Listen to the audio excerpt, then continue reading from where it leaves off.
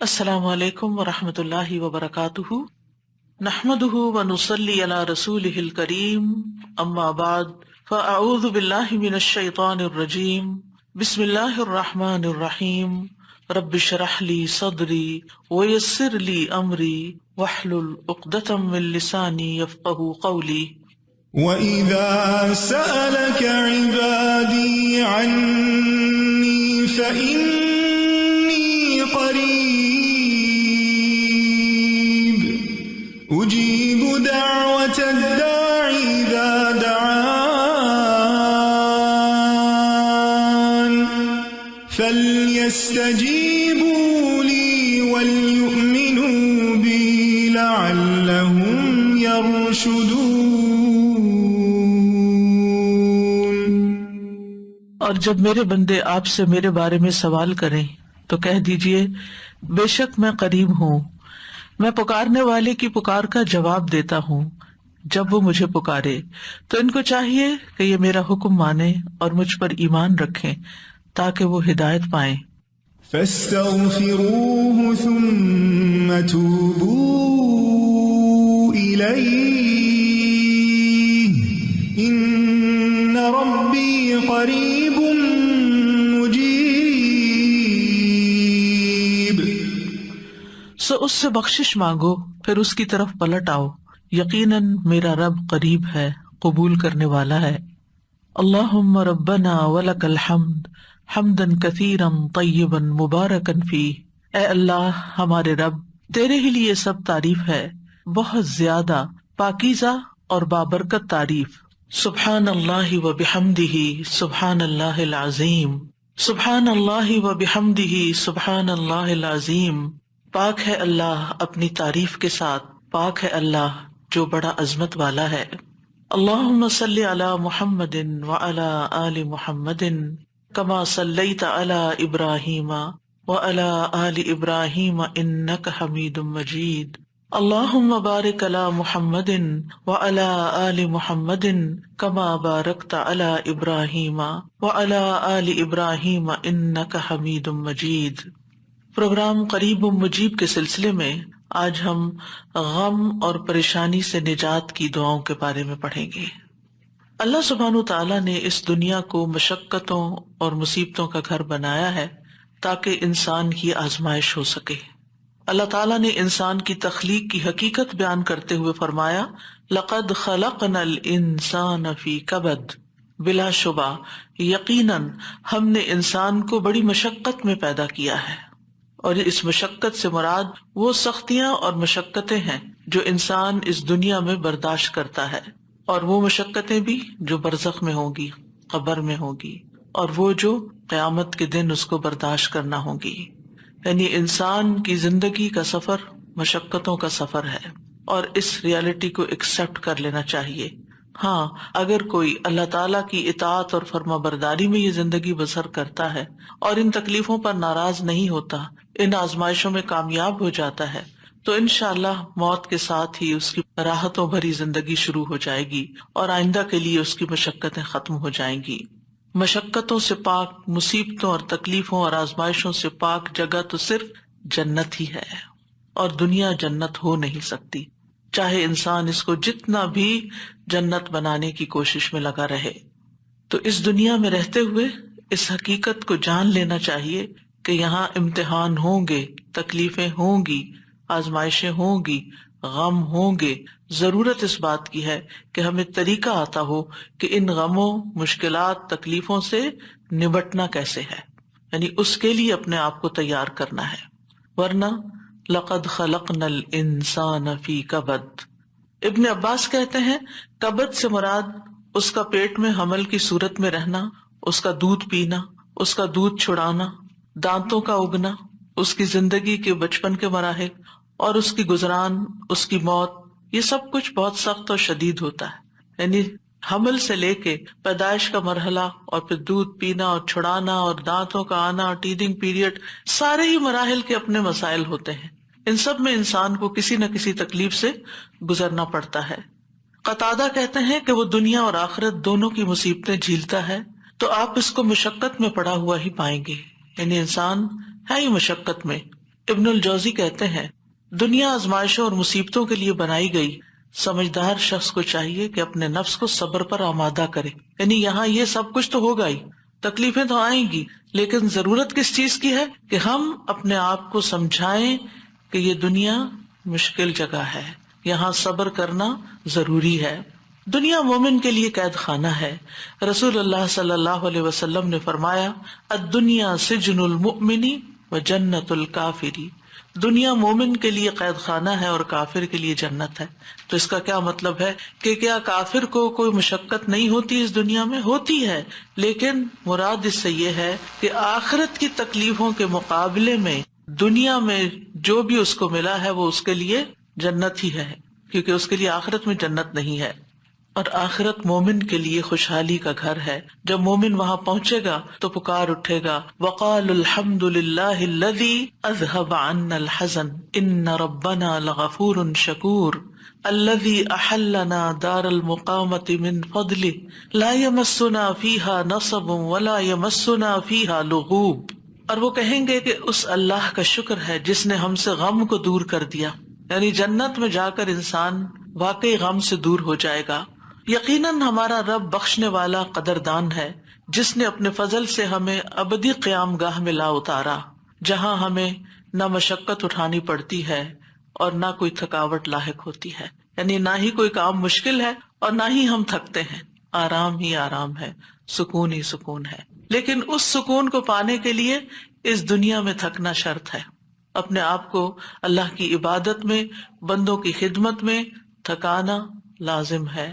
دنیا جتنی بھی تکلیف دہ ہو، لیکن انسان جب جنت میں پہنچے گا تو جنت کا ایک چکر دنیا کی ساری فکروں کو ختم کر دے گا. نبی صلی اللہ علیہ وسلم نے فرمایا قیامت کے دن اہل جنت میں سے اس آدمی کو پیش کیا جائے گا جسے دنیا میں لوگوں میں سے سب سے زیادہ تکلیفیں آئی ہوں گی. پھر اسے جنت میں صرف ایک غوطہ دے کر یعنی ایک چکر لگوا کر پوچھا جائے گا اے ابن آدم کیا تو نے کبھی کوئی تکلیف بھی دیکھی؟ کیا تجھ پر کبھی کوئی سختی بھی گزری؟ وہ عرض کرے گا اے میرے رب اللہ کی قسم کبھی نہیں، کوئی تکلیف نہیں دیکھی. ساری تکلیفیں بھول جائیں گی. کبھی کوئی تکلیف میرے پاس سے نہ گزری اور نہ ہی میں نے کبھی کوئی شدت و سختی دیکھی. یعنی ایسی ٹھنڈک، ایسا آرام، ایسا سکون، ایسا لطف آئے گا کہ اس کے حافظے سے بھی نکل جائے گا کہ کبھی اس نے کوئی دکھ دیکھا تھا. تو آج ہم اس سلسلے میں رنج و غم کو دور کرنے والی سب سے بڑی دعا آیت کریمہ کے بارے میں پہلے پڑھیں گے.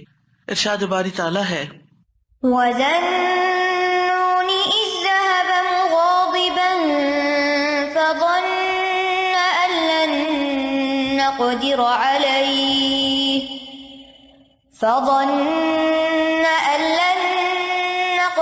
عَلَيْهِ فَنَادَىٰ فِي الظُّلُمَاتِ أَن لَّا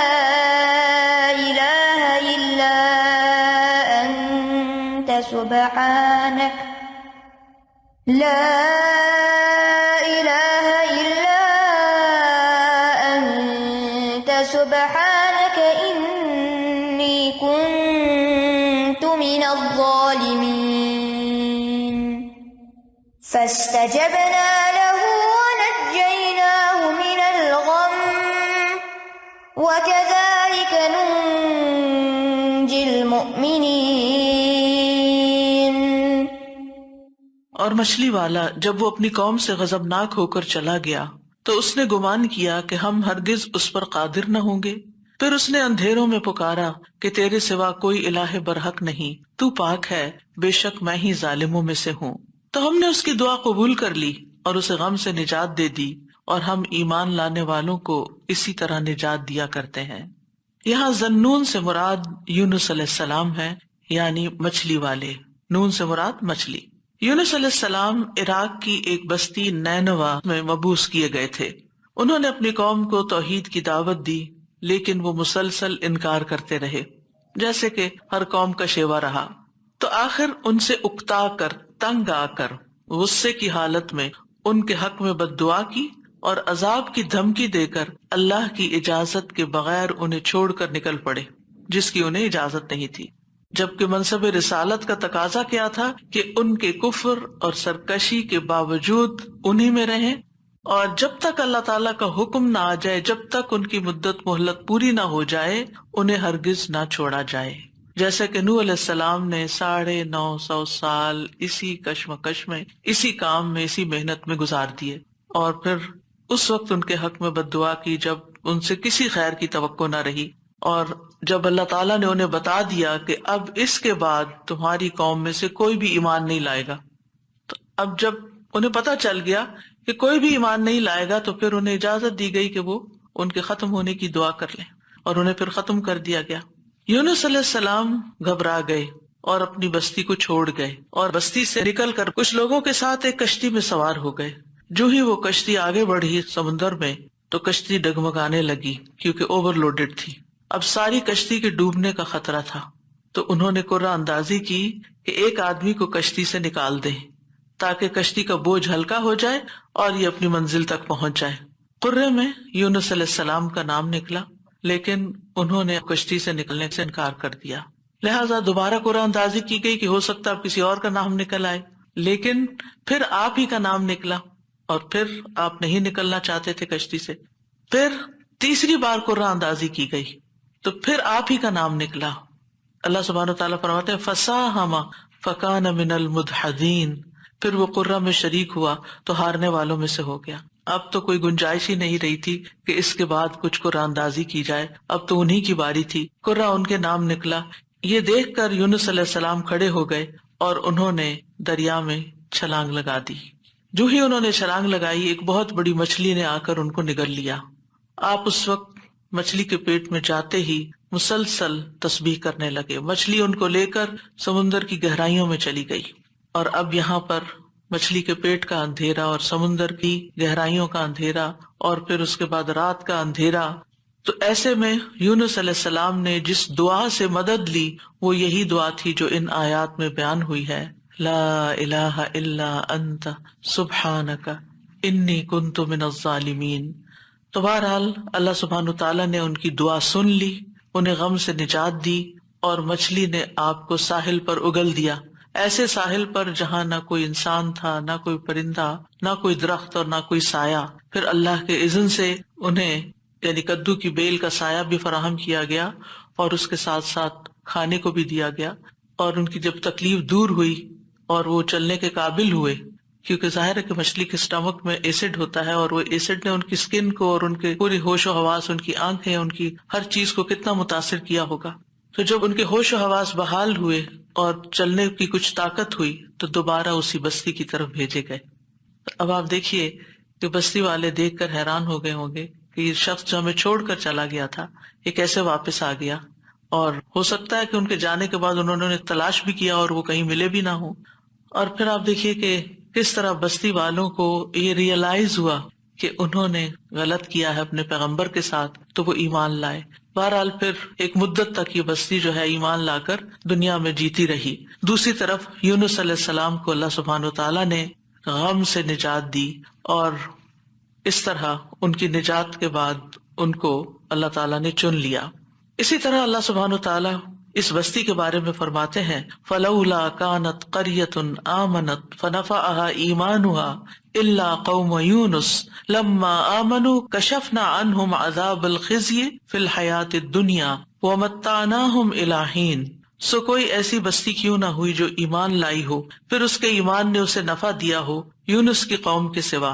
جب وہ ایمان لے آئے تو ہم نے ان کی ذلت کا عذاب دنیا کی زندگی میں ان سے ہٹا دیا اور انہیں ایک وقت تک سامان دیا۔ کہا جاتا ہے کہ یونس علیہ السلام جب قوم کو چھوڑ کر گئے تھے اور ان لوگوں کو یہ بات سمجھ آ گئی کہ وہ نبی تھے اور وہ جھوٹ نہیں بولتے، تو وہ سب کے سب اپنے بچوں، چوپایوں، مویشیوں سب کو لے کر صحرا کی طرف نکل گئے اور ماں کو بچوں سے الگ کر دیا، اور اللہ سبحانہ تعالیٰ کے حضور میں رو رو کر دعائیں کی، حتیٰ کہ ان کے اونٹ بلبلانے لگے اور بچے بھی رونے لگے اور گایوں کے بچے ڈکرانے لگے اور بھیڑ بکریاں اور سارے جانور بولنے لگے۔ یعنی ایک سما ہوگا اس توبہ استغفار کا کہ کس طرح انہوں نے فریادیں کی۔ تو آپ دیکھیے ادھر ان کا پیغمبر فریادیں کر رہا ہے اور ادھر ان کی قوم فریادیں کر رہی ہے اپنے سارے مال و متاع کے سمیت۔ تو اللہ سبحانہ تعالیٰ نے کس طرح ان کی فریادیں سن لی۔ تو اس سے کیا پتا چلتا ہے کہ دعا مانگنے کا بھی ایک سلیقہ ہوتا ہے۔ بے روح دعائیں، بس صرف الفاظ کا دہرا دینا، کبھی چپ کر کے دل میں دہرا لینا،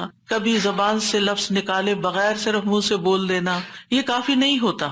بلکہ اس کے لیے بہت ضروری ہوتا ہے کہ انسان اپنی آہوزاری ظاہر کرے، اللہ سبحانہ تعالیٰ کے آگے اپنی بے قراری کو بیان کرے اور اپنی کیفیت اور اپنے غم اور اپنے دکھ کی داستان سنائے اور محنت کرے دعا میں۔ ہم دعا میں محنت نہیں کرتے، ہم ایک آدھ دفعہ بس کر لیتے ہیں، کبھی تھوڑا بہت آنسو بھی آ گئے، تھوڑا بہت رو پڑے اور بات ختم ہو گئی، اور پھر کہا ہم نے تو بڑی دعا کر لی، ہماری تو سنی نہیں جاتی۔ یونس علیہ السلام نے یہ آیت کریمہ کیسے پڑھا تھا، اور ہماری قوم میں کیسے رواج ہے آیت کریمہ پڑھنے کا؟ یعنی باتیں بھی چل رہی ہوتی ہیں اور گٹنیاں پھینکی جا رہی ہوتی ہیں اور 1.25 لاکھ پورا کرنا ہوتا ہے، اور کوئی صحیح پڑھ بھی رہا ہوتا ہے اور کوئی اس کے پروننسیشن بھی نہیں جانتا اور کچھ سے کچھ اس کو پڑھ رہا ہوتا ہے، اور پھر یہ کہ توقع رکھتے ہیں کہ اب ہم نے 1.25 لاکھ پڑھ کے دے دیا ہے تو ہماری مشکل ضرور آسان ہو جائے، حالانکہ بات 1.25 لاکھ کی نہیں۔ اور قرائن سے کہیں یہ پتہ نہیں چلتا کہ یونس علیہ السلام نے 1.25 لاکھ پورا کیا تھا، اور جب وہ اس سے نکلے تھے ہو سکتا ہے انہوں نے چند ہی بار پکارا، لیکن پوری تکلیف میں جب کراہتے ہوئے روتے ہوئے پکارا تو اللہ سبحانہ تعالیٰ نے اس دعا کو سن لیا۔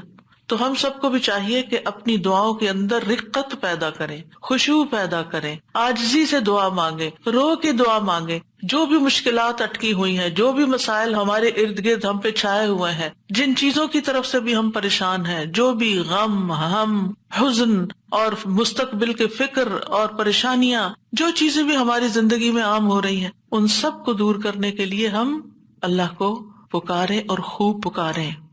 تو اللہ سبحانہ تعالیٰ نے یہاں ان کا نام نہیں لیا ان آیات میں، بلکہ ذنون کہا، مچھلی والا، کیونکہ نون مچھلی کو کہتے ہیں اور مچھلی نے انہیں نگل لیا تھا۔ وَذَنُّونِ إِذْ ذَهَبَ مُغَاضِبًا، یعنی غصے میں گئے تھے، ناراض ہو کے گئے تھے قوم سے۔ فَظَنَّ أَن لَّن نَّقْدِرَ عَلَيْهِ، انہوں نے یہ ہرگز نہیں سمجھا کہ اللہ تعالیٰ ان پر قابو نہ پا سکے گا، یعنی اس کا مطلب ہے کہ انہوں نے سمجھا کہ شاید ان کی پکڑ نہیں ہوگی، یعنی انہیں کچھ کہا نہیں جائے گا۔ قدرہ کا مطلب ہوتا ہے کسی پہ کوئی چیز تنگ کر دینا، جس سے رزق کی تنگی کے لیے بھی یہ لفظ قرآن میں استعمال ہوتا ہے۔ مطلب یہ ہے کہ یونس علیہ السلام جب اپنی قوم کو چھوڑ کر نکل رہے تھے تو انہوں نے یہ سمجھا تھا کہ اس پر وہ حق بجانب ہیں اور ان کی پکڑ نہیں ہوگی، یعنی ہم انہیں کچھ نہیں کہیں گے، لیکن پکڑ ہو گئی کیونکہ اللہ تعالیٰ کا حکم نہیں آیا تھا۔ اچھا، بعض اوقات ہم بھی کچھ اپنی زندگی میں ایسے کام شروع کر دیتے ہیں یا ایسے ڈیسیژن لے لیتے ہیں اور ساتھ ہی اس خوش فہمی میں مبتلا ہو جاتے ہیں، یہ تو معمولی سی بات ہے، اس پہ اللہ تعالیٰ کیا پکڑے گا، اس پہ نہیں پکڑ ہوتی۔ لیکن کبھی بھی جان بوجھ کے نافرمانی نہیں کرنی چاہیے، اور انسان کو حد الوسع کوشش کرنی چاہیے کہ اللہ تعالیٰ کی ناراضگی کے کاموں سے بچے، اور کسی بھی گناہ کو ہلکا نہیں سمجھنا چاہیے، چھوٹا نہیں سمجھنا چاہیے کہ اس پہ نہیں پکڑ ہوتی، لیکن پکڑ ہو گئی۔ فنادا فی الظلمات اللہ الہ الا انت سبحانک انی کنت من الظالمین۔ اب دیکھیے ہم سے بھی جب کوئی غلطی ہوتی ہے نا، کوئی بات منہ سے غلط نکل جائے، کوئی ہمارا رویہ کسی کے ساتھ غلط ہو جائے، معاملہ کسی کے ساتھ سخت ہو جائے، ہم کسی کے ساتھ تلخ ہو جائیں، تو اس کے بعد ہمارے دل میں ریگریٹ ضرور آتی ہے، ہمیں احساس ہوتا ہے، اور حدیث میں آتا ہے کہ فرشتہ 6 گھڑیاں قلم اٹھائے رکھتا ہے۔ اگر اس میں، اب گھڑیوں سے مراد کتنی ڈیوریشن ہے یہ نہیں مجھے معلوم، لیکن مطلب یہ ہے کہ کچھ دیر اس کو دی جاتی ہے کہ کیا یہ اپنی غلطی مانتا ہے۔ اور کچھ اللہ کے بندے ایسے ہوتے ہیں کہ جو ہی ان سے غلطی ہوتی ہے اور ان کے دل میں پنچ ہوتی ہے، ان کو شرمندگی ہوتی ہے، وہ فوراً استغفار شروع کر دیتے ہیں اور اپنی غلطی کو مان جاتے ہیں اور کہتے ہیں کہ یہ کیا کیا میں نے، مجھے ایسا نہیں کرنا چاہیے تھا۔ اور پھر کیا ہوتا ہے، اللہ تعالیٰ اپنی رحمت سے معاف کر دیتا ہے ایسے بندوں کو۔ تو یونس علیہ السلام سے بھی جو ہو گئی کمی، اس کے بعد انہیں احساس ہو گیا کہ ایسے ہی ان کا نام کرے میں نہیں نکلا۔ اسی طرح ہم پر جب کوئی مشکل آتی ہے تو بعض اوقات انسان سوچتا ہے کہ یہ مشکل ایک دفعہ آئی ہے، پھر آ گئی ہے، یہ کیا ہو رہا ہے میرے ساتھ، یہ کیوں آ رہی ہے، ضرور میں نے کوئی ایسی غلطی کی ہے۔ پھر انسان استغفار شروع کر دیتا ہے اور آیت کریمہ کا ورد شروع کر دیتا ہے کہ کوئی مصیبت اللہ کے اذن کے بغیر نہیں آتی۔ یہ اگر مشکل آئی ہے، مصیبت آئی ہے، تو ضرور اس کے پیچھے کوئی وجہ ہے۔ تو آپ دعا کر سکتے ہیں کہ یا اللہ مجھے میری غلطی دکھا دے، مجھے میرا جو بھی گناہ ہے مجھے اس کی یاد آ جائے، مجھے اس کی سمجھ آ جائے، میں اس کو چھوڑ دوں، تو اس کو معاف کر دے۔ تو استغفار کی کثرت جو ہوتی ہے وہ انسان کو مشکلات سے نجات دیتی ہے۔ فنادا فی الظلمات، تو انہوں نے اندھیروں میں پکارا۔ کون سے اندھیرے؟ رات کا اندھیرا، سمندر کا اندھیرا، مچھلی کے پیٹ کا اندھیرا اور غموں کا اندھیرا، کہ میں کہاں پھنس گیا ہوں وہاں سے نکلنے کا کوئی راستہ ہی نہیں.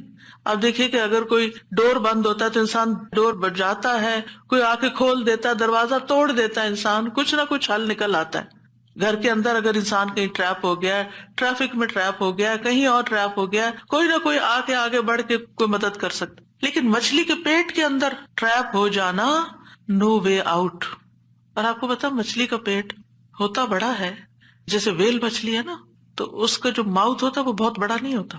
کرل کھاتی ہے نا, کرل بہت چھوٹی چھوٹی چیز ہوتی ہے, اور کئی ٹن کرل کھا جاتی ہے, لیکن یہ ہے کہ چھوٹی چیز اندر لے جا سکتی.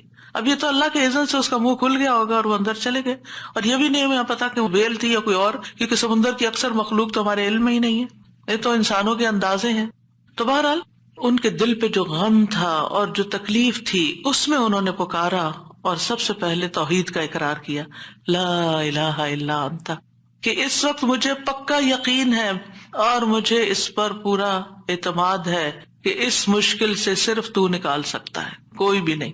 میری فریاد سننے والا کوئی نہیں, میری مدد کرنے والا کوئی نہیں, میرے کام آنے والا کوئی نہیں. تو آپ دیکھیے مشکلات کے حل کے لیے سب سے پہلی چیز توحید کا اقرار کرنا چاہیے. افسوس یہ کہ ہمارے ہی لوگ توحید کے اقرار کی بجائے مشکلات میں غیر اللہ کو پکارنے لگتے ہیں, یا علی مدد, یا فلاں مدد, قبر والوں کو پکارنے لگتے ہیں. کس قدر افسوس کی بات ہے. یونس علیہ السلام اپنے رب کو پکار رہے ہیں اور کہہ رہے ہیں کہ تیرے سوا کوئی الہ نہیں, لا الہ الا انت. اور انسان کی ناسمجھی دیکھیے کہ وہ مشکل وقت میں غیر اللہ کو پکارے, اس کی مشکل کہاں سے آسان ہو سکتی ہے.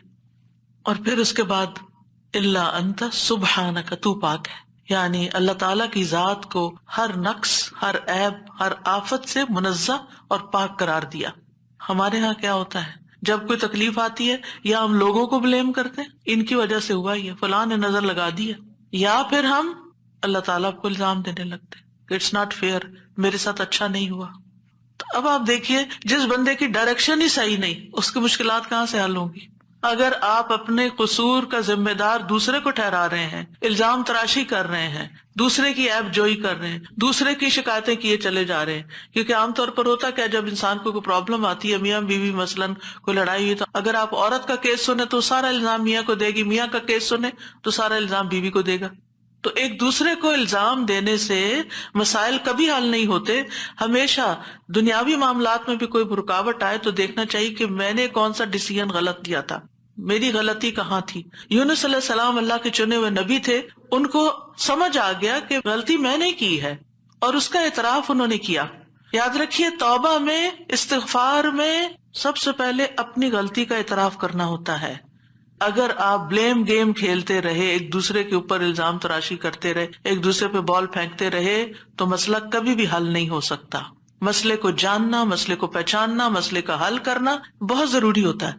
یہ ایسے ہی ہے کہ جیسے کوئی شخص بیمار ہو جائے اور ڈاکٹر اس کی اصل بیماری کو ڈائگنوز کرنے کی بجائے, مثلا خرابی پیٹ میں ہے اور وہ ٹریٹ کر رہا ہے لوکلی کسی جگہ کو, کہاں سے علاج ہوگا؟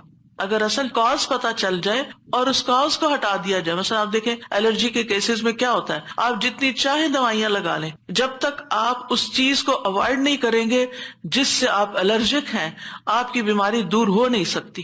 اسی طرح اگر انسان کسی مصیبت میں پھنس گیا ہے اور اس کو ڈائگنوز نہیں کر پا رہا اور کرنا نہیں چاہتا, اور خاص طور پر جو چیز اس کے کنٹرول میں ہے اس کو ریموو نہیں کر رہا, تو مسئلہ حل نہیں ہو سکتا. تو اللہ سبحانہ تعالیٰ کے ہاں بھی دعا اور فریاد کا سلیقہ یہی ہے کہ انسان اپنے آپ کو قصوروار ٹھہرائے جہاں وہ قصوروار ہے, اور اگر قصوروار نہیں ہے, پکا یقین ہے سراسر آپ پہ ظلم ہوا ہے, پھر اللہ کی رحمت کو پکارے, یا حی یا قیوم برحمتک استغیث. ورنہ اپنی غلطیاں, اور کون انسان یہ کہہ سکتا ہے کہ وہ پاک باز ہے, اس سے کوئی غلطی نہیں ہوتی, قصور اس کا نہیں, کچھ نہ کچھ.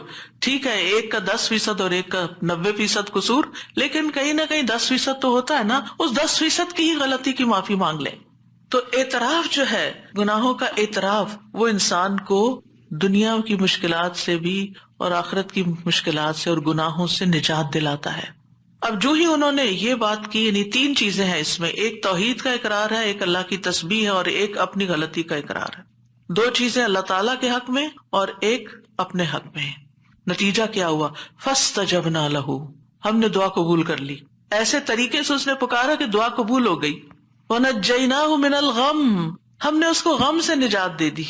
یہ قرآن کے الفاظ ہیں. لہذا جس کے دل پر کوئی بھی غم ہے کسی بھی چیز کا، اولاد کی طرف سے، ازواج کی طرف سے، یا مال کی طرف سے، یا کسی بھی طرح کا کوئی غم، ہم، فکر، پریشانی، اس کو انہی کلمات کو لازم کر لینا چاہیے اور اسی جذبے کے ساتھ پڑھنا چاہیے جس جذبے کے ساتھ یونس علیہ السلام نے پڑھا تھا. وَنَجَّيْنَاهُ مِنَ الْغَمِّ، اس وقت وہ غم میں گھرے ہوئے تھے تو اللہ نے ان کو نجات دے دی. وَكَذَلِكَ نُنْجِي الْمُؤْمِنِينَ، یہ صرف ان کے لیے نہیں تھا، ہم اسی طرح سارے مومنوں کو نجات دیتے ہیں. جو بھی یہ دعا پڑھے گا اس کو غم سے نجات مل جائے گی. تو گویا مومنوں کو اس بات کی ترغیب دی جا رہی ہے، اس بات کا سلیقہ سکھایا جا رہا ہے کہ غم اور دکھ اور تکلیف کے موقع پر انہیں کیا پڑھنا ہے، کیا کہنا ہے. اور جب انسان یہ دیکھتا ہے کہ سابقہ مومنین کو اس دعا کی وجہ سے تکلیف سے نجات ہوئی تو اس کا ایک یقین بڑھ جاتا ہے کہ اللہ تعالیٰ میری تکلیف بھی دور کر دے گا. اگر وہ رب یونس علیہ السلام کو مچھلی کے پیٹ سے نکال سکتا ہے تو میرا رب مجھے اس مشکل سے کیوں نہیں نکالے گا، کیوں نہیں نکال سکتا، وہ ضرور نکالے گا. تو اس سے خاص طور پر یہ بات پتہ چلتی ہے کہ تحلیل یعنی لا الہ الا اللہ اور تسبیح سبحان اللہ یا سبحانک، یہ ہر غم کو دور کرنے کے لیے مجرب نسخے ہیں. یہ دو چیزیں کرب اور مصیبت سے نجات دلاتی ہیں.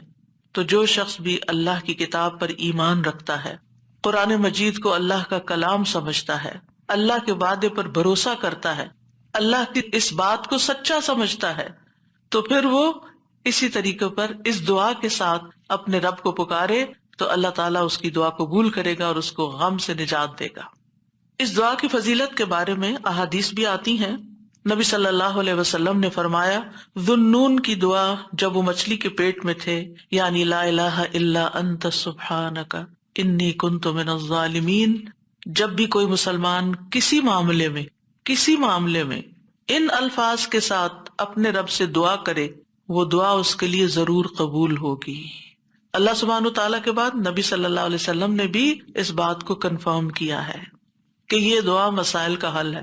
بہت لمبے چوڑے وظیفے پڑھنے کی بھی ضرورت نہیں، لیکن پڑھیں تو کوالٹی کے ساتھ، درد کے ساتھ، تڑپ کے ساتھ، تکرار کے ساتھ، اصرار کے ساتھ، افتقار کے ساتھ، اپنی محتاجی ظاہر کرتے ہوئے، اپنی غلطی کا اعتراف کرتے ہوئے.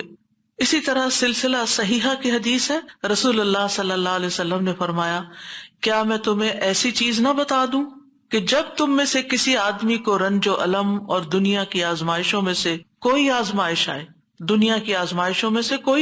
آئے تو وہ اس دعا کو پڑھے تو اس کی تکلیف دور ہو جائے گی. تو آپ سے کہا گیا کیوں نہیں؟ آپ نے فرمایا وہ مچھلی والے کی دعا ہے، لا الہ الا انت سبحانک انی کنت من الظالمین، کہ جس کو بھی آزمائش آئے وہ یہ دعا پڑھ لے تو اس کی دعا قبول ہو جائے گی، آزمائش ختم ہو جائے گی. ایک روایت میں آتا ہے، سعد کہتے ہیں، ایک مرتبہ مسجد نبوی میں میرا گزر عثمان بن عفان رضی اللہ عنہ کے پاس سے ہوا. میں نے انہیں سلام کیا، انہوں نے نگاہیں بھر کے مجھے دیکھا لیکن جواب نہیں دیا. میں عمر بن خطاب رضی اللہ عنہ کے پاس آیا، ان سے 2 دفعہ سوال کیا کہ کیا اسلام میں کوئی نئی چیز پیدا ہو گئی ہے؟ انہوں نے کہا نہیں. کیوں، کیا ہوا؟ میں نے کہا میں ابھی مسجد میں عثمان رضی اللہ عنہ کے پاس سے گزرا تھا، میں نے انہیں سلام کیا، انہوں نے نگاہیں بھر کے مجھے دیکھا لیکن جواب نہیں دیا. عمر رضی اللہ عنہ نے پیغام بھیج کر حضرت عثمان کو بلا لیا اور فرمایا کہ اپنے بھائی کے سلام کا جواب دینے میں آپ کو کیا رکاوٹ پیش آئی، کس چیز نے آپ کو روکا؟ عثمان رضی اللہ عنہ نے کہا کہ میں نے تو ایسا نہیں کیا. سعد کہتے ہیں میں نے کہا بالکل ایسا ہی کیا ہے. کہتے ہیں حتیٰ کہ عثمان رضی اللہ عنہ نے قسم کھا لی تو میں نے بھی قسم کھا لی. پھر عثمان رضی اللہ عنہ کو کچھ یاد آ گیا تو انہوں نے کہا بلا واستغفر اللہ واتوب الیہ، ہاں ایسا ہوا ہے، میں اللہ سے معافی مانگتا ہوں اور توبہ کرتا ہوں. آپ ابھی میرے پاس سے گزرے تھے، دراصل میں اس وقت ایک بات سوچ رہا تھا جو میں نے رسول اللہ صلی اللہ علیہ وسلم سے سنی تھی، اور اللہ کی قسم جب بھی مجھے وہ بات یاد آ جاتی ہے میری آنکھیں پتھرا جاتی ہیں اور میرے دل پہ پردہ آ جاتا ہے، یعنی مجھے اپنی ہوش نہیں رہتی. کہتے ہیں سعد نے کہا میں آپ کو اس کے بارے میں بتاتا ہوں. رسول اللہ صلی اللہ علیہ وسلم نے ایک مرتبہ کسی گفتگو کی ابتدا میں ایک دعا کا ذکر کیا تھا. تھوڑی دیر کے بعد ایک دیہاتی آیا، اس نے آپ کو مشغول کر لیا، یہاں تک کہ جب رسول اللہ صلی اللہ علیہ وسلم کھڑے ہوئے تو میں بھی آپ کے پیچھے پیچھے چلا گیا۔ جب مجھے اندیشہ ہوا کہ جب تک میں آپ کے قریب پہنچوں گا آپ اپنے گھر پہنچ چکے ہوں گے، تو میں نے اپنا پاؤں زمین پر مارا تو رسول اللہ صلی اللہ علیہ وسلم نے میری طرف توجہ کی، پوچھا یہ کون ہے؟ ابو اسحاق ہے؟ کہتے ہیں میں نے عرض کیا جی یا رسول اللہ صلی اللہ علیہ وسلم۔ آپ نے فرمایا کیا بات ہے؟ کہتے ہیں میں نے عرض کیا کہ آپ نے ہمارے سامنے ابتدا میں ایک دعا کا تذکرہ کیا تھا اور پھر ایک دیہاتی نے آپ کو مشغول کر لیا اور آپ نے وہ بتائی نہیں دعا۔ آپ نے فرمایا ہاں وہ یونس علیہ السلام کی دعا ہے جو انہوں نے مچھلی کے پیٹ میں مانگی تھی، یعنی لا الہ الا انت سبحانک انی کنت من الظالمین۔ کوئی بھی مسلمان جب بھی کسی معاملے میں ان الفاظ کے ساتھ دعا کرے گا تو دعا ضرور قبول ہوگی۔ اب آپ دیکھیے کہ یہ صحابہ ہیں، یعنی کہنے کو تو یہ حدیث کا آخری حصہ میں سنا کے آگے چلتی، لیکن مجھے یہ بات اس لحاظ سے اچھی لگتی ہے کہ اس میں ہمارے سیکھنے کی کچھ اور باتیں بھی ہیں۔ وہ یہ کہ اتنے جلیل القدر صحابی جو رسول اللہ صلی اللہ علیہ وسلم کے انتہائی قریب تھے، یعنی ان سے پائس امت میں کون ہو سکتا ہے نا؟ حضرت عمر ہو، حضرت عثمان ہو، حضرت علی ہو، حضرت ابوبکر رضی اللہ عنہ ہو، لیکن انسان تھے اور ان پر بھی ایسی غیر معمولی کیفیات آتی تھیں کہ وہ اپنی سوچوں میں یا اپنے حالت میں ایسے مشغول ہوتے تھے کہ ان کو سامنے کی چیز نظر نہیں آتی تھی۔ بعض اوقات ایسا کوئی غم ہوتا ہے، کوئی بات ہوتی ہے، ہو سکتا ہے نبی صلی اللہ علیہ وسلم نے آپ کی آخری وقت کے بارے میں فتنوں کی کوئی پیشن گوئی کی ہو، کیونکہ یہاں بات کا نہیں پتہ چلتا کہ کون سی بات ان کو ہر چیز بلا دیتی تھی۔ دوسری بات یہ کہ بعض اوقات انسان کا حافظہ ایسے ساتھ چھوڑ جاتا ہے کہ وہ کہتا ہے کہ یہ کام ہوا ہی نہیں، نہ صرف یہ کہ وہ کہتا ہے نہیں بلکہ اس کے بعد قسم بھی کھا لیتا ہے۔ اب دونوں صحابہ نے قسم کھا لی، بعد میں احساس ہوتا ہے اوہ ہاں اب یاد آیا۔ ہو سکتا ہے آپ کے ساتھ کبھی ایسا کوئی مرحلہ ہوا اور اس کے بعد کس قدر شرمندگی ہوئی۔ پچھلے دنوں میرے ساتھ یہی ایک معاملہ ہوا، کسی نے مجھے کچھ امانت دی کسی کو دینے کے لیے اور میں جلدی میں تھی، وہ جلدی سے رکھ کے ڈرار میں بھول گئی۔ اس کے بعد جس کی امانت تھی اس نے مجھ سے پوچھا تو میں نے کہا کہ بالکل نہیں، مجھے تو کچھ پتا نہیں، کچھ پتا نہیں۔ 2-3 دفعہ انہوں نے پوچھا، انہوں نے ہر دفعہ کہا مجھے کچھ پتا نہیں، ایسا کچھ بھی نہیں۔ لا حول ولا قوت الا باللہ۔ پھر جب اس شخص سے پوچھا گیا تو پھر دور جا کے مجھے یاد ہے ہاں وہ میں نکل رہی تھی اور جلدی میں ایسے ہوا تھا، اور میں سوچوں کہ یا اللہ ایسی پھر تکلیف ہوتی ہے نا اندر کہ اتنی دفعہ میں نے غلط بیانی کی، حافظے کی کمزوری ہے اس انسیڈنٹ کو بالکل بھول جانے کی وجہ سے۔ خاص طور پر اگر میں کلاس کے لیے نکل رہی ہوں اور مجھے کوئی کچھ بات کہے تو مجھے سمجھ نہیں آتی یہ کیا کہہ رہا ہے۔ یعنی آپ کی زندگی میں بھی کوئی ایسے اوقات ہوتے ہیں نا جب آپ کسی ضروری کام یا ضروری سوچ میں تو بچے آ کے کچھ کہتے ہیں وہ فلاں آیا ہے، فلاں کا فون ہے، اور آپ ایسے سنی انسنی کر دیتے ہیں جیسے آپ کو علم ہی نہ ہو۔ ہم سب انسان ہیں، ہم کمزور ہیں، ہم سے ایسی غلطیاں ہوتی ہیں، ہمیں ایسی غلطیوں کا احساس ہوتے ہی معافی مانگ لینی چاہیے۔ اور یہ جو ہم استغفار کرتے تو وہ کہتے کون سا گناہ کیے، کوئی گناہ تو ہے نہیں، کس بات کا استغفار، بے شمار گناہ ہیں ہمارے، اور ہم نے اپنا اعمال نامہ کوئی نہیں دیکھا اب تک کہ جس سے ہمیں یہ پتا چلے کہ وہ مٹ چکے ہیں کہ نہیں مٹ چکے، اور ہمیں اسٹل ابھی اور بھی معافی مانگنے کی ضرورت ہے۔ تو جب تک ہماری جان میں جان ہے ہم سے کچھ نہ کچھ غلطیاں کمیاں کوتاہیاں ہوتی رہیں گی، جانے انجانے۔ خلق الانسان ضعیفا، ہم کمزور پیدا کیے گئے، چاہے ہم نیکی کے، علم کے، اخلاق کے کسی بھی مرتبے پر ہوں، ہم کمزور ہیں، ہم میں کوئی بڑائی نہیں ہے اور ہم سب غلطیاں کرتے ہیں۔ تو ہونا کیا چاہیے، جو ہی یاد آئے غلطی تو غلطی کا اعتراف کر لینا چاہیے، معافی مانگ لینی چاہیے، بندوں سے بھی مانگ لینی چاہیے، اللہ سے بھی معافی مانگ لینی چاہیے، اور پھر اللہ تعالیٰ کی طرف رجوع کرنا چاہیے۔ تو اللہ سبحانہ تعالیٰ معاف کر دینے والا ہے، اور وہی ایک اکیلا ہے جو مشکلات سے نکال سکتا ہے، یہ پکا یقین ہونا چاہیے۔ اور جتنا زیادہ یہ یقین ہوگا نا اتنا ہی زیادہ ہم اللہ کی طرف رجوع کریں گے، اتنا ہی زیادہ محبت کے ساتھ پھر اللہ ہی کو پکاریں گے کہ دروازہ یہی ہے جس کو کٹکھٹانا ہے، ہمیں ادھر سے ہی مسئلہ حل ہونا ہے اور کوئی رستہ نہیں ہے۔ جتنی توحید خالص ہوگی اتنی دعا مؤثر ہوگی، اور یہ دعا جو ہے اس کو دعا الکرب بھی کہا جاتا ہے، تکلیف دور کرنے والی دعا۔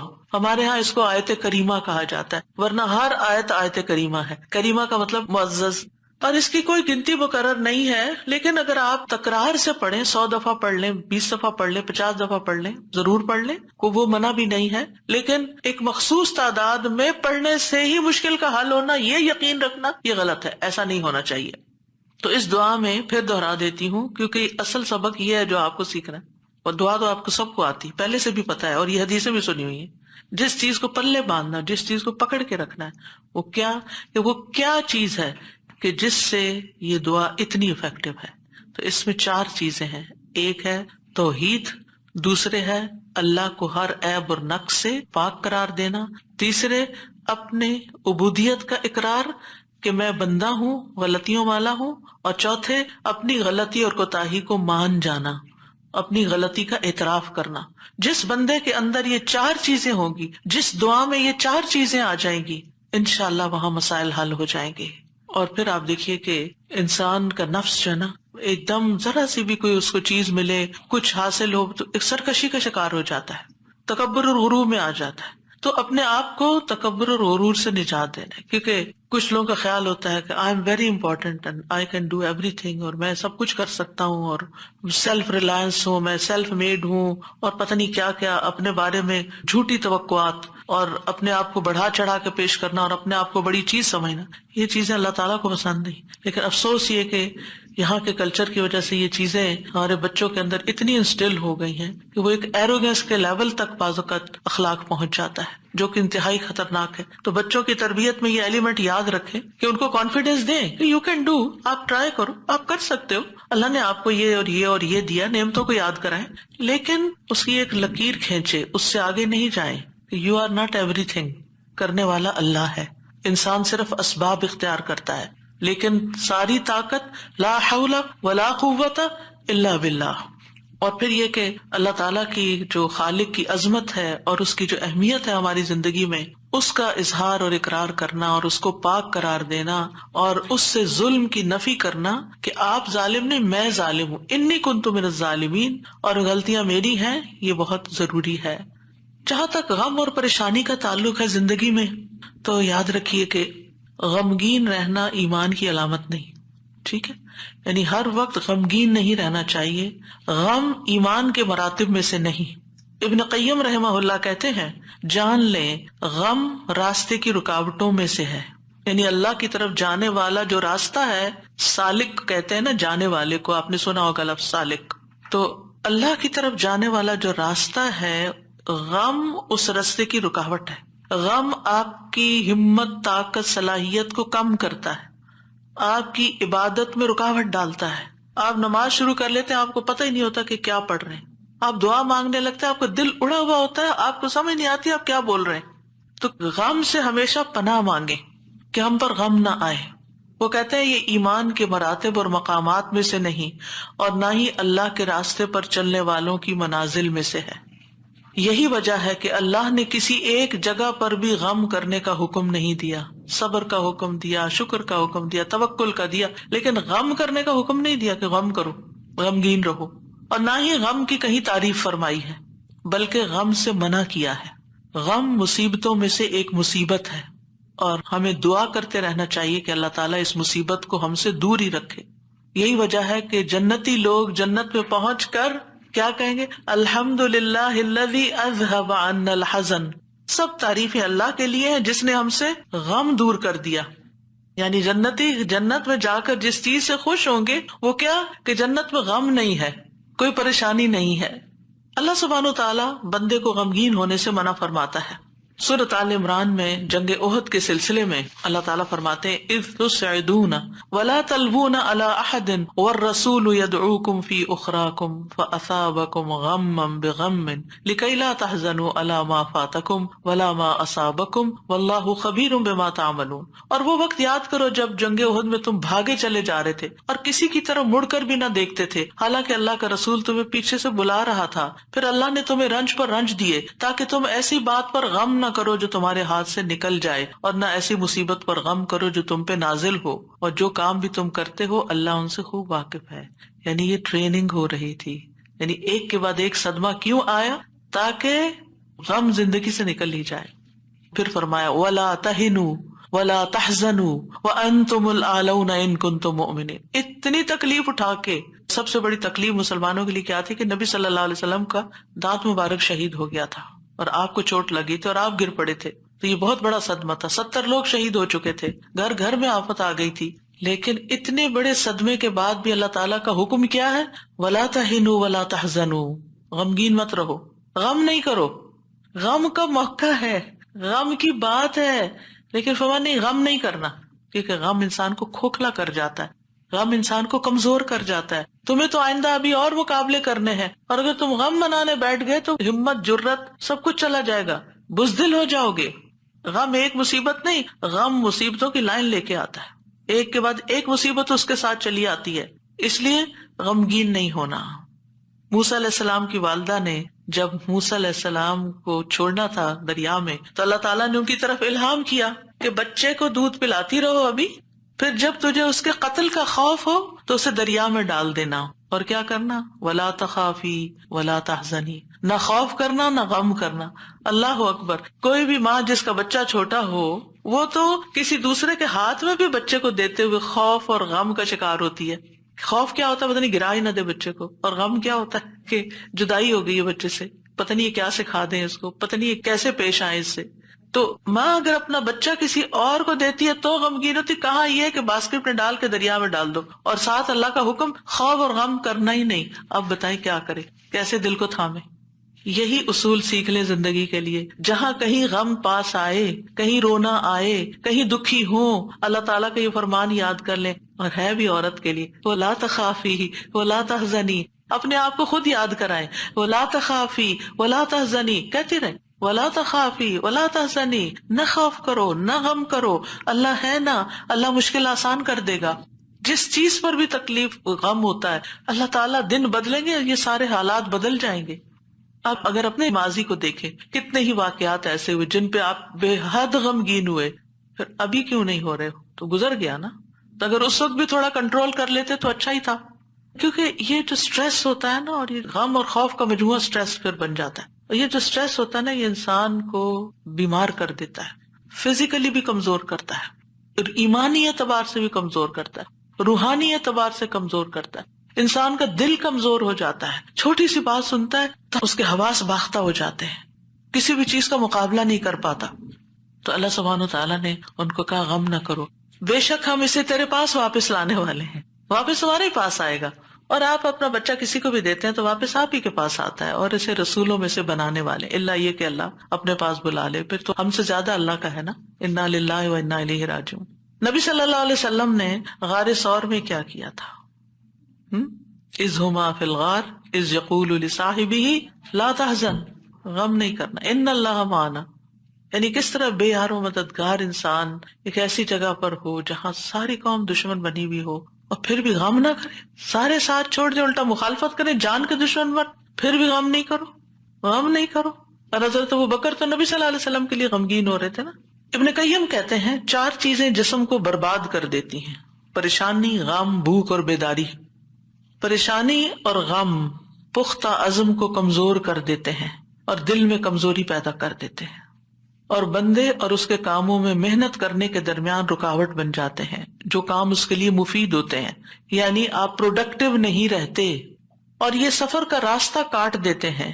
یعنی جو اللہ کی طرف جانے کا راستہ ہوتا ہے نا، اسے کاٹ دیتے ہیں اور اس کو پسپائی کی طرف الٹا کر دیتے ہیں، یا رکاوٹ بن کر اس کو سفر سے روک دیتے ہیں. یعنی وہ اللہ کی طرف جانا ہی بند کر دیتا ہے. یعنی ایک شخص اچھا بھلا کچھ سیکھ رہا ہوتا ہے، کلاسز جوائن کی بھی ہوتی ہے، کوئی کام کر رہا ہوتا ہے، یا کسی بات سے غمگین ہو جاتا ہے، جانا ہی چھوڑ دیتا. ابھی کیوں نہیں آ رہے؟ بس ڈپریشن کا شکار ہے، کہیں جانے کو دل نہیں کرتا. آپ اچھا بھلا ایک کام کر رہے تھے، آپ بیکار ہو کے بیٹھ گئے، کیا یہ نقصان نہیں ہے؟ اور اس غم کی حالت میں انسان کی عقل ایسے ماری جاتی کہ اس کو اپنا نقصان بھی نہیں سمجھ آتا، کہ میں اپنا ہی نقصان کر رہا ہوں، اپنے آپ کو کھا رہا ہوں. غم کیا ہے؟ خود کو کھانا. تو خود کو کھانے سے تو مسئلہ حل نہیں ہوگا، مسئلہ تو جہاں ہے وہی ہے، وہ تو اللہ نے دور کرنا ہے. اس سارے کیفیت کو، اس احساس کو، اس شدت کو دعاؤں میں لگا دیں، دعاؤں میں کنورٹ کر دیں. امام ابن قیم کہتے ہیں یا اس کے علم سے رکاوٹ بن جاتے، علم کے لیے رکاوٹ بن جاتا ہے غم. تو یہ چیزیں سفر پر جانے والے کی پشت پہ بہت بھاری بوجھ ہیں. پریشانی، غم، بھوک اور بیداری. یعنی جو صحیح نیند نہیں لیتا رات کی، جو صحیح فوڈ نہیں لیتا، یعنی اپنی ضرورت کی غذا نہیں لیتا، اور جو غم اور پریشانی کا شکار رہتا ہے، وہ شخص کسی کام کا نہیں رہتا، بیکار، نکما. اور آپ دیکھیں جب انسان بیکار ہوتا ہے نا، جو کوئی کام کا نہیں ہوتا، کسی کی خدمت اور مدد میں نہیں ہوتا، وہ تنہا ہو جاتا ہے، اس کی کوئی قدر و قیمت نہیں رہتی. کوئی اس کو لک فارورڈ نہیں کرتا، کوئی اس سے محبت نہیں کرتا. بیکار انسان اپنی قدر گنوا دیتا ہے. وہ کہتے ہیں پنجابی کا محاورہ ہے، چم نہیں کم پیارا. چم کا مطلب ہوتا ہے چمڑا، اسکن. یعنی اگر آپ کی اسکن بڑی گلو کر رہی ہے تو وہ کسی کو اچھی نہیں لگے گی. آپ جتنا چاہیں میک اپ لگا کے خوبصورت بن کے آ جائیں، لیکن اگر آپ کام کے بندے ہیں نا، کسی کے آپ کام کرتے ہیں، آپ پروڈکٹیو ہیں، آپ کسی کے مددگار ہیں، تو ہر کوئی آپ سے پیار کرے گا. یہ ایک اصول، ایک فطرت کی بات ہے. چاہے اپنے بچے ہی کیوں نہ ہو، اگر وہ بیکار رہنے کے عادی ہو گئے ہیں تو آپ دن رات ان پہ غصہ کرتے ہیں کہ تم سست ہو، تم بیکار ہو، تم کسی کام کے نہیں ہو. اور اس کو بیکار کس چیز نے کیا؟ فکر، پریشانی، غم، دکھ، تکلیف، ان چیزوں نے. تو ان کا علاج کرنا ہوگا. ابراہیم بن ادہم کہتے ہیں غم دو طرح کے ہوتے ہیں، ایک غم تمہارے حق میں ہے اور ایک غم تمہارے خلاف ہے. پس وہ غم جو تمہارے حق میں ہے وہ آخرت کے بارے میں غم کرنا ہے. سارے غموں کو ایک میں ڈھال لے، اور وہ ہے آخرت کا غم کہ وہاں میرا کیا ہوگا، کیا میں جنت میں جا سکوں گی یا نہیں. وہ کہتے ہیں کہ ایک غم تمہارے حق میں ہے، وہ آخرت کے بارے میں غم کرنا اور اس کی خیر و برکات کے بارے میں غم کرنا ہے. اور وہ غم جو تمہارے خلاف ہے وہ دنیا اور اس کی زینت کے بارے میں غم کرنا ہے. دنیا کے فائدوں کے بارے میں غم کرنا کہ کوئی چیز چلی گئی. وہ دنیا کی زینت کیا ہے؟ مثلاً اپنی جوانی، اپنا حسن، یہ ساری چیزیں کیا ہے، وقت کے ساتھ ساتھ ڈھل جاتی ہیں. پھر کچھ لوگ اس پر غم لگا بیٹھتے ہیں کہ ہم پہلے سے خوبصورت نہیں رہے، پہلے سے اسمارٹ نہیں رہے، پہلے سے ایکٹیو نہیں رہے. اور کچھ لوگ تو ہر وقت رونا ہی روتے رہتے ہیں، اب میرا حافظہ کمزور ہو گیا ہے، اب میں سوچ نہیں سکتی. ایک خاتون کو میں جانتی ہوں کہ پچھلے 20 سال سے یہی بات ہر وقت کرتی ہے جب ملتی ہے. اتنی بیزاری ہوتی ہے ایسی باتیں سن کے، کیونکہ جب آپ ایسی باتیں کرتے رہتے ہیں نا تو اس سے آپ دوسروں کو بیزار کرتے ہیں اور اپنی قدر کھوتے ہیں کہ اچھا اب یہ بندہ بیکار ہو گیا ہے، اب یہ کام کا نہیں رہا، چھوڑو اس کو. ہم کیا چاہتے ہیں؟ ہمدردی لینا دوسرے سے، یہ کہہ کے کہ میں کمزور ہوں، بیمار ہوں. ہم سمجھتے ہیں دوسرے ہمدردی کریں، ایک دن کریں گے، 2 دن کریں گے، پھر کیا ہوگا؟ ہر وقت تھوڑی کریں گے. ہر وقت ہائے ہائے کرتے رہنے سے آپ دوسروں کو بیزار کرتے ہیں. المؤمن القوی خیر و احب الی اللہ من المؤمن الضعیف. کبھی مومن، طاقتور مومن بہتر ہے، اچھا ہے، خیر ہے، اور اللہ کو زیادہ پیارا ہے کمزور مومن سے. اب آپ اللہ کے پیارے بننا چاہتے ہیں یا نہیں؟ بننا چاہتے ہیں تو بہادر ہو جائیں، ہوشیار ہو جائیں، غموں کا رونا اتار پھینکیں. پھر آپ دیکھیے ابن قیم کہتے ہیں جب انسان صبح کرے اور شام کرے اور اس کی صرف ایک ہی فکر ہو اور وہ ہے اللہ سبحانہ وتعالیٰ کے ساتھ رابطہ جوڑنا، تو ایسے انسان کی تمام ضرورتوں کو اللہ اپنے ذمے لے لیتا ہے. ساری ضرورتیں، یعنی آپ اللہ تعالیٰ کے ساتھ کنیکٹ رہیں اور لوگوں کو بھی اللہ سے کنیکٹ کریں. آپ کے کام اللہ کے ذمہ، اور اللہ تعالیٰ اس سے ہر پریشان کرنے والے کام کا ضامن ہو جاتا ہے. سبحان اللہ، کتنی بڑی بات ہے. اور اس کے دل کو اپنی محبت کے لیے، اس کے زبان کو اپنے ذکر کے لیے، اور اس کے اعضاء کو اپنی اطاعت کے لیے فارغ کر دیتا ہے.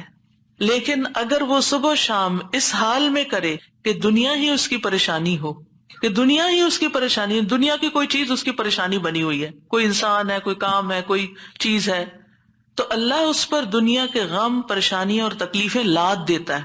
ایک پریشانی ہے نا، ایک اور آ جائے گی، ایک اور آ جائے گی، اور آ جائے گی، کٹھی ہو جائیں گی. اس کو اس کے نفس کے حوالے کر دیتا ہے. تو اللہ اس کے دل کو اپنی محبت سے ہٹا کر مخلوق کی محبت میں مشغول کر دیتا ہے. یہ بھی ایک سزا ہوتی ہے کہ انسان انسانوں کی محبت کا قیدی ہو جاتا ہے. ان کی خوشی سے انسان خوش، ان کے غم سے انسان غمگین. اس کی اپنی کوئی زندگی نہیں، اس کے اپنے پاس خوش ہونے کے لیے کوئی چیز ہی نہیں، اور اس کی زبان کو اپنے ذکر سے ہٹا کر لوگوں کے ذکر کے ساتھ مشغول کر دیتا ہے. پھر وہ لوگوں کی باتیں کرتا رہتا ہے. وہی کتنی بیزاری ہوتی ہے نا جب لوگوں کی کوئی خراب باتیں آپ سے کریں، کسی کے عیب کھولیں آپ کے سامنے، کسی کی غیبت کریں، کسی کے الزام تراشی کریں، یا اپنی لڑائی جھگڑوں کو اس طرح ذکر کریں. یہ کوئی خوشگوار گفتگو تو نہیں ہوتی. تو یہ بھی سزا کی ایک قسم ہوتی ہے کہ ہر وقت انسان اس قسم کی باتیں کرتا رہے اور اس کے اعضاء کو اپنی اطاعت سے ہٹا کر لوگوں کے کاموں میں مشغول کر دیتا ہے. انبیاء کا خاص وصف یہ تھا کہ وہ آخرت کو ہر وقت یاد رکھتے تھے اور ہر معاملے کو اسی کو پیش نظر رکھ کے نبھاتے تھے. ان کے بارے میں آتا ہے انا اخلصناہم بخالصۃ ذکر الدار، بے شک ہم نے انہیں ایک خاص صفت کے ساتھ چن لیا جو اصل گھر کی یاد ہے. یعنی وہ آخرت کو یاد کرتے رہتے ہیں، ان کا غم آخرت کے بارے میں ہے. سورۃ الانبیاء میں ہی آتا ہے انہم کانوا یسارعون فی الخیرات ویدعوننا رغبا ورہبا وکانوا لنا خاشعین، یقیناً وہ نیکیوں میں جلدی کرتے تھے اور ہمیں رغبت اور خوف سے پکارتے تھے اور ہمارے لیے عاجزی کرتے تھے۔ سفیان ثوری کہتے ہیں وَكَانُوا لَنَا خَاشِعِينَ کے بارے میں کہ غم ان کے دلوں میں پھیل کر ان کو پگھلانے والا ہوتا ہے، یعنی اللہ کے حضور جھکانے کے لیے۔ آخرت کا غم انہیں اللہ کی طرف مائل کرتا ہے، کیونکہ مالک یوم الدین بھی تو وہی ہے نا، فیصلہ بھی قیامت کے دن اسی کے ہاتھ میں ہے، لہٰذا فکر اس بات کی ہونی چاہیے کہ وہ ہمارے حق میں کیسے فیصلہ کرے گا۔ اللہ کرے کہ رحمت والا معاملہ فرمائے۔ صحابہ بھی آخرت کا غم ہی لگائے رکھتے تھے۔ عبد الرحمن بن عوف کے پاس کھانا لایا گیا، وہ روزے سے تھے۔ انہوں نے کہا مصعب بن عمیر شہید کیے گئے، وہ مجھ سے بہتر تھے، انہیں جس چادر کا کفن دیا گیا اس سے ان کا سر چھپاتے تو پاؤں نکل آتے، پاؤں چھپاتے تو سر کھل جاتا، پھر ہمارے لیے دنیا کشادہ کر دی گئی، ہمیں تو یہ ڈر ہے کہ کہیں ہماری نیکیوں کا بدلہ ہمیں اس دنیا میں ہی نہ مل جائے۔ اور پھر آپ رو پڑے، کھانا بھی چھوڑ دیا۔ حسن بصری کا حال یہ تھا کہ جب بھی ان سے ملاقات ہوتی ایسا لگتا کہ ابھی کوئی مصیبت آئی، یعنی آخرت کی فکر اتنی کرتے تھے۔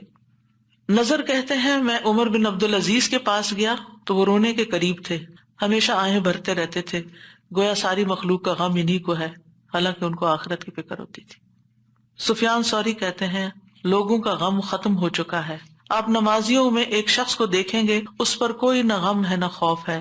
وہ کہتے ہیں پہلے ایک آدمی نماز پڑھتا تھا، پھر آپ اس کو دیکھتے کہ بیٹھا ہوا اور اس کی نماز اس کو غم میں بھڑکا دیتی، یعنی اس کو رونا آتا نماز میں آخرت کی یاد کی وجہ سے۔ آج اگر ہمیں نماز میں رونا آتا بھی ہے تو کس وجہ سے آتا ہے؟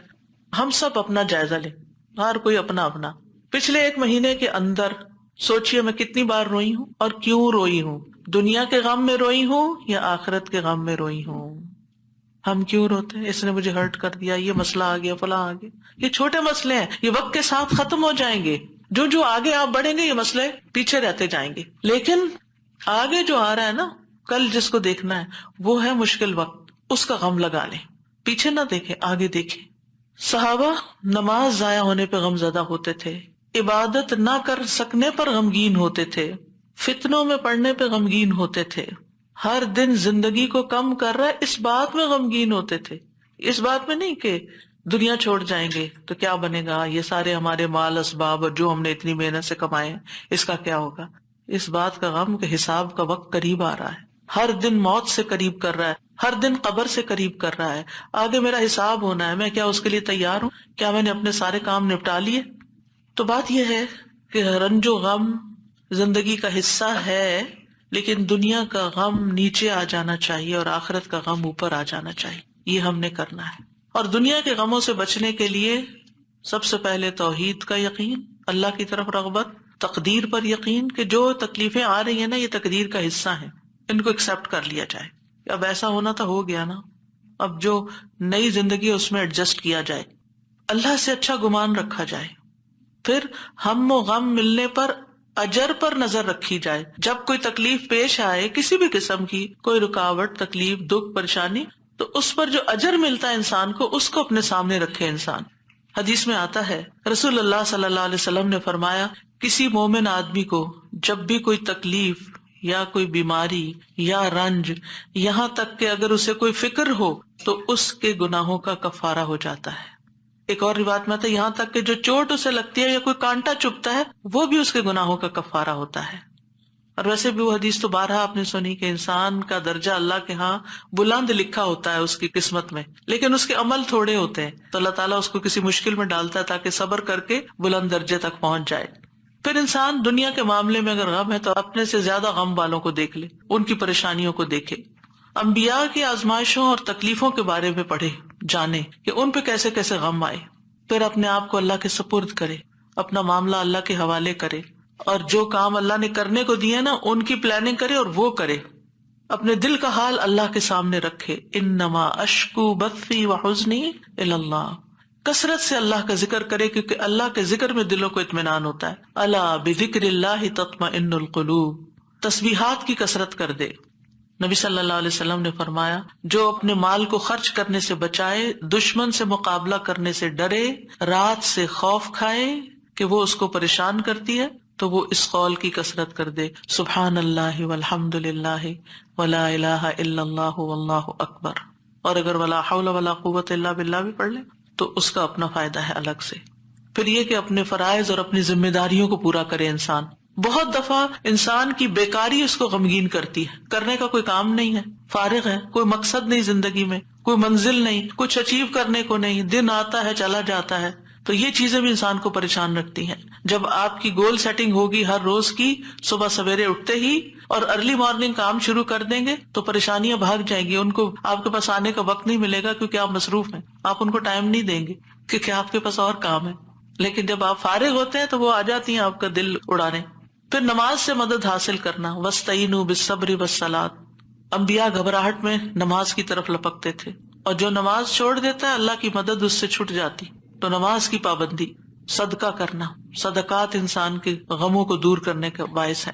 اللہ تعالیٰ فرماتے ہیں الذین ينفقون اموالهم باللیل والنہار سرا وعلانیہ فلہم اجرہم عند ربہم ولا خوف علیہم ولا ہم یحزنون. جو لوگ دن رات کھلے چھپے اپنا مال خرچ کرتے ہیں انہیں اپنے رب سے اس کا اجر ضرور مل جائے گا. ایسے لوگوں کو نہ کچھ خوف ہوگا نہ وہ غمگین ہوں گے. پھر اسی طرح دین پر استقامت غم اور خوف کو دور کرتی ہے. دین کے کاموں میں جمے رہیں. ان الذین قالوا ربنا اللہ ثم استقاموا فلا خوف علیہم ولا هم یحزنون. یقیناً وہ لوگ جنہوں نے کہا کہ اللہ ہمارا رب ہے پھر اس پر خوب قائم رہے، ان پر نہ کوئی خوف ہوگا نہ وہ غمگین ہوں گے. پھر حالات سے کمپرومائز کرنا، حالات سے راضی رہنا. جیسے ابراہیم علیہ السلام حضرت ہاجر کو جب چھوڑ گئے مکہ کی وادی میں تو وہ پریشان ہوئی کہ میں اکیلی، میرا بچہ اکیلا، ہم یہاں کیا کریں گے، نہ کھانا نہ پینا نہ کچھ. تو وہ دوڑتی ہوئی حضرت ابراہیم کے پیچھے آئیں. جب وہ واپس جا رہے تھے تو ان سے پوچھا اللہ ہمارا کب حاضر، اللہ نے آپ کو اس کا حکم دیا کہ ہمیں یہاں اکیلے چھوڑ جائیں؟ تو ابراہیم علیہ السلام نے اس بات میں سر ہلایا. کہنے لگی پھر اللہ تعالیٰ ہمیں تنہا نہیں چھوڑے گا، اگر اللہ کا حکم ہے نا وہ ٹیک کیئر کر لے گا. ایسے ہی بندہ مومن کہتا ہے اگر یہ اللہ کا فیصلہ ہے نا تو وہ میری ٹیک کیئر کر لے گا، مجھے فکر کرنے کی ضرورت نہیں ہے. زبان سے رب کی رضا کے کلمات ہمیشہ ادا کریں. کاش اور افسوس ہو گیا اس کے الفاظ نہیں استعمال کریں. یہ کہیں جو اللہ کی مرضی، جو تقدیر میں لکھا تھا وہ ہوا. اچھے کاموں میں مصروف ہوں، خدمت خلق میں مصروف ہوں. رسول اللہ صلی اللہ علیہ وسلم نے فرمایا وہ لوگ اللہ تعالیٰ کو زیادہ محبوب ہیں جو دوسروں کے لیے زیادہ فائدہ مند ہوں، اور اللہ عز و جل کے ہاں سب سے پسندیدہ اعمال یہ ہیں مسلمان کا اپنے بھائی کو خوش کر دینا. آپ خود غمگین بھی ہیں، دکھی بھی ہیں، دوسروں کو خوش کرنا شروع کر دیں، آپ بھی خوش ہو جائیں گے. کیونکہ خوشی کنٹیجیس ہوتی ہے، خوشی پھیلانے سے پھیلتی ہے. اس سے کوئی تکلیف دور کر دینا، یعنی اوروں کی تکلیف دور کرے اللہ آپ کی دور کر دے گا. اس کا قرضہ چکانا، اسے کھانا کھلانا، اور مجھے کسی بھائی کی ضرورت پوری کرنے کے لیے اس کے ساتھ چلنا اس مسجد نبوی میں 1 مہینہ اعتکاف کرنے سے زیادہ محبوب ہے. اور جس نے اپنے غصے کو روک لیا اللہ اس کی خامیوں پر پردہ ڈال دے گا، اور جو اپنے غصے کو نافذ کرنے کی سخت کے باوجود پی گیا اللہ اس کے دل کو قیامت کے دن امیدوں سے بھر دے گا. اور جو اپنے بھائی کے ساتھ اس کی ضرورت پوری کرنے کے لیے چلا اللہ تعالیٰ اس کو اس دن ثابت قدم رکھے گا جس دن قدم ڈگمگا جائیں گے. اور بد اخلاقی اعمال کو یوں تباہ کرتی ہے جیسے سرکہ شہد میں بگاڑ پیدا کر دیتا ہے. یعنی شہد میں اگر سرکہ ڈال دیں تو سرکے کا ٹیسٹ غالب آ جائے گا، شہد کا پیچھے چلا جائے گا. پھر اسی طرح اپنی فوڈ پر بھی نظر رکھیں. کھانا پینا بھی انسان کے اندر جو کیمیکل امبیلنسز ہوتے ہیں، ہارمونل چینجز اثر انداز ہوتا ہے. لہذا غم کے موقع پر تلبینہ کھلانا جو ہے غمگین شخص کو وہ فائدہ دیتا ہے. یہ حضرت عائشہ سے روایت ہے کہ جب کوئی ان کے رشتہ داروں میں سے فوت ہو جاتا تو عورتیں جمع ہو جاتی. جب وہ منتشر ہوتی صرف رشتہ دار اور خاص لوگ رہ جاتے تو حضرت عائشہ ان کو ہنڈیا میں تلبینہ پکانے کا حکم دیتی. تلبینہ پکایا جاتا، سرید بنایا جاتا، اس پہ تلبینہ ڈالا جاتا. پھر حضرت عائشہ فرماتی اسے کھاؤ کیونکہ میں نے رسول اللہ صلی اللہ علیہ وسلم سے سنا ہے آپ فرماتے تھے تلبینہ مریض کے دل کو تسکین دیتا ہے اور غم بھی کچھ دور کر دیتا ہے. تو رائٹ فوڈ جو ہے وہ آپ کے اندر ایک طاقت لاتی ہے. لیکن عموماً کیا ہوتا ہے جب کوئی غمگین ہوتا ہے کھانا بھی نہیں چھوڑ دیتا. تو اس میں صحیح خوراک کسی کو دینا. اور آپ دیکھیں کہ سرید جو ہے وہ یعنی گوشت کے شوربے میں روٹی توڑ کے ڈالنا اور پھر اس کے اوپر تلبینہ، اتنی زبردست ڈش بنا کے کھانا اور کھلانا جو ہے یہ غموں اور دکھوں تکلیفوں کو، اس سے یہ پتہ چلتا ہے اگر کوئی اداس ہے پریشان ہے تو اس کے چلے تمہیں اچھا سا کھانا کھلاتے ہیں. تو یہ بھی ایک ریمیڈی ہے. اس کا ماحول چینج کرے، اس کو کہیں لے جائیں. لیکن یہ کبھی کبھی تو ہو سکتا ہے اور کسی وجہ سے ہو سکتا ہے. حضرت عائشہ تو جب کسی کا کوئی فوت ہو جاتا تھا اس کا نسخہ بتا رہی ہیں. لیکن اگر کسی نے روز کی عادت ہی بنا لی ہو، صبح سویرے اٹھے موڈ آف کر لیا تو اب یہ تو نہیں ہو سکتا نا کہ ہر روز کوئی آپ کو تلبینہ پکا کے کھلائے. اور پھر آخری بات یہ کہ دعاؤں کی کثرت.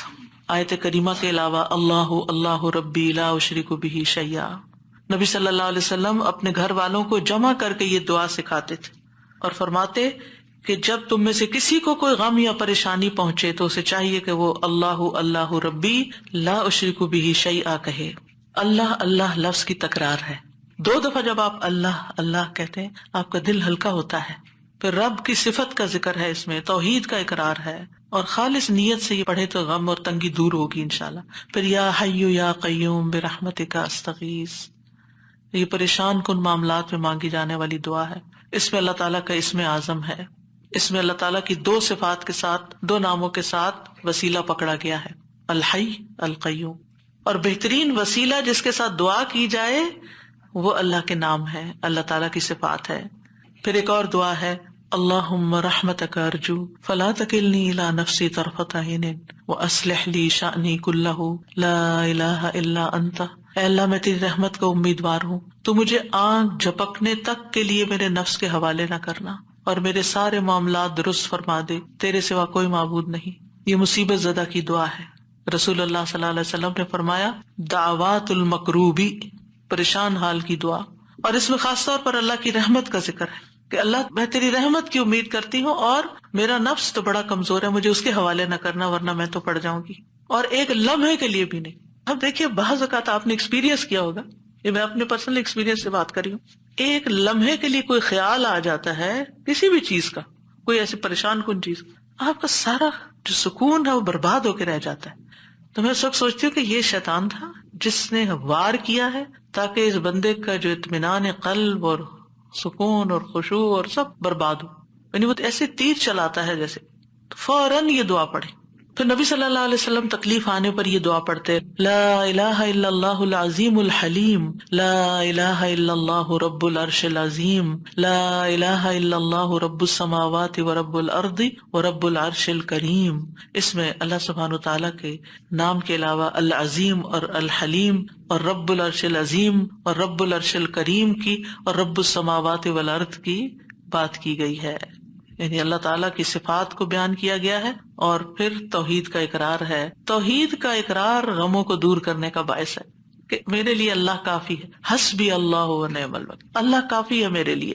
پھر اللہم انی اعوذ بک من الہم والحزن والعجز والکسل والبخل والجبن وضلع الدین وغلبۃ الرجال. اے اللہ میں تیری پناہ میں آتا ہوں دکھ، غم، عاجزی، سستی، بخل، بزدلی، قرضداری کے بوجھ اور لوگوں کے اپنے اوپر غلبے سے. نبی صلی اللہ علیہ وسلم سفر میں کثرت سے یہ دعا پڑھتے کیونکہ سفر میں یہ ساری چیزیں آ جاتی ہیں نا اکٹھی ہو کے. اور پھر آپ دیکھیں کہ غم ماضی کا ہوتا ہے، فکر مستقبل کی ہوتی ہے، اور پھر بے بسی اور کمزوری اور کچھ کرنے کو دل نہ چاہنا اور کسی کی مدد نہ کرنا اور ہر چیز سے ڈرنا، بزدلی دکھانا اور لوگوں کا چڑھائی کر دینا آپ پر، یہ ساری چیزیں وبال ہیں. ان سے بچنے کے لیے دعا کرنی چاہیے. اور پھر اگر مستقل طور پر دل پریشان رہتا ہے تو اللہم انی عبدک وابن عبدک وابن امتک ناصیتی بیدک ماض فی حکمک عدل فی قضاؤک اسألک بکل اسم هو لک سمیت بہ نفسک او انزلتہ فی کتابک او علمتہ احدا من خلقک او استأثرت بہ فی علم الغیب عندک ان تجعل القرآن ربیع قلبی ونور بصری وجلاء حزنی وذہاب ہمی وغمی. اس کے لیے وعدہ ہے کہ جو یہ پڑھے گا اللہ سبحانہ وتعالیٰ اس کے غم کو خوشی میں بدل دے گا. یہ دعا ایک چھوٹے کارڈ کی شکل میں چھپی ہوئی ہے، اگر آپ کو یاد نہیں تو کسی بھی جگہ پر یہ کارڈ لے جا کر چپکا دیں اور جب دل پریشان ہو جا کے کھڑے ہو کے اس کو پڑھ لیں حتیٰ کہ آپ کو زبانی یاد ہو جائے. اسی طرح یہ چھوٹا کارڈ ہے جس میں یہ ساری دعائیں موجود ہیں، اپنے پرس کے اندر رکھیں، جب دل پریشان ہو تو ان کو آپ پڑھ سکتے ہیں. انگلش ٹرانسلیشن کے ساتھ بھی ہیں. پھر اسی طرح یہ لا تقنطوا من رحمت اللہ کا کارڈ ہے، لا الہ الا اللہ کا اور تسبیحات کی فضیلت کا عربی اور انگلش میں کارڈ ہے. یہ آپ کے پاس ہونے چاہیے تاکہ ایسی کیفیات میں فوراً آپ اللہ کی طرف رجوع کریں. دعائیں یاد نہیں رہتی تو دیکھ کے بھی پڑھ سکتے ہیں. اور اللہ سبحانہ وتعالی ہم سب کے غم، دکھ، پریشانیوں کو دور فرمائے. اور درود شریف کی کثرت بھی غموں کو دور کرتی ہے. وآخر دعوانا ان الحمد للہ رب العالمین. سبحانک اللہم وبحمدک اشہد ان لا الہ الا انت استغفرک واتوب الیک. السلام علیکم ورحمۃ اللہ وبرکاتہ.